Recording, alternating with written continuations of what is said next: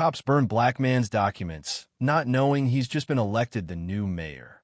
The fire roared, eating through paper like a beast starved for truth.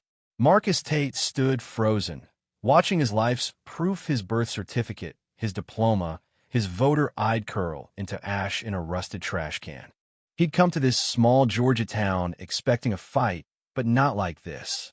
Not with two cops, badges glinting under the streetlights, grinning as they tossed his documents into the flames.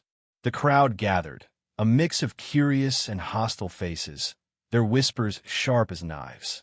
Marcus, a black man in a town that hadn't elected a black mayor in its 150-year history, felt the weight of every stare.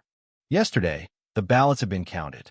Marcus Tate, a 38-year-old community organizer, had won by a landslide. The news hit Millwood like a thunderclap. He campaigned on change better schools, fair jobs, and end to the old ways. But the old ways didn't die quietly. Tonight, as he walked home from the election office, Officers Daniels and Holt stopped him. "Papers," Daniels had barked, hand on his holster. Marcus complied, handing over his documents, thinking it was routine. Then Holt smirked, flicked a lighter, and set them ablaze. "You don't belong here, boy," Holt said, the words slicing through the humid air. The crowd murmured, some nodding, others shifting uncomfortably.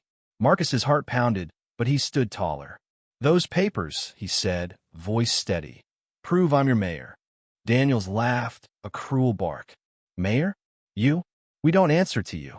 He kicked the trash can, sending sparks flying.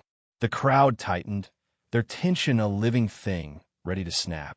Marcus saw fear in some eyes, anger in others, but no one moved to help.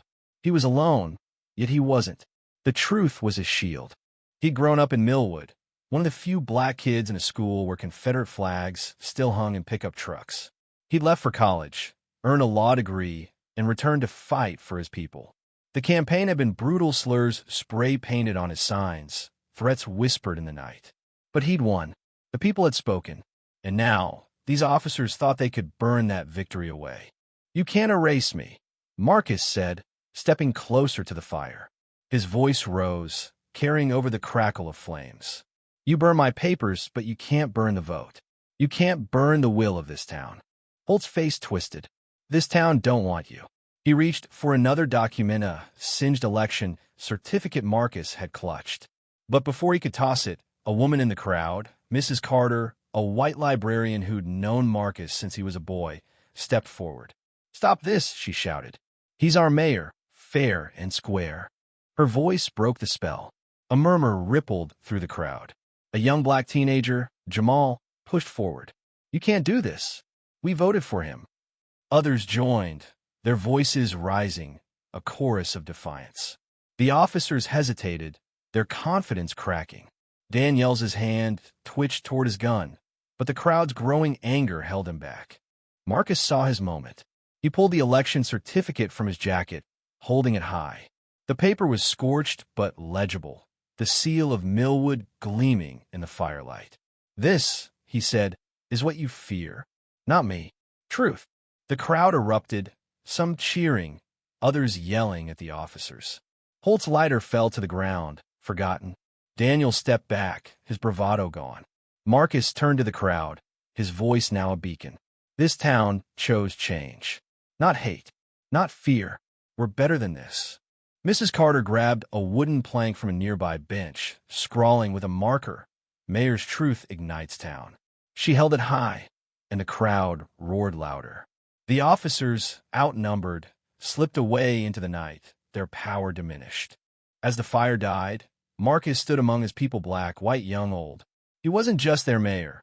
He was their mirror, reflecting a town ready to heal. The ashes of his documents settled, but his resolve burned brighter. Millwood would change, not because he demanded it, but because they'd chosen it together. The next day, news of the incident spread. The state investigated, and Daniels and Holt faced charges. Marcus rebuilt, replacing his documents, but more importantly, building trust. He held town halls, listened, and led. Millwood wasn't perfect, but it was moving forward. Years later, people would tell the story of that night of fire, the crowd, the man who stood tall. They'd point to the wooden sign, now preserved in the town hall, and say, "That's when we became one town." Marcus Tate, the mayor who rose from ashes, showed them that truth, not fire, shapes the future. Thank you for listening. If you find it interesting, please like and subscribe to follow the next stories.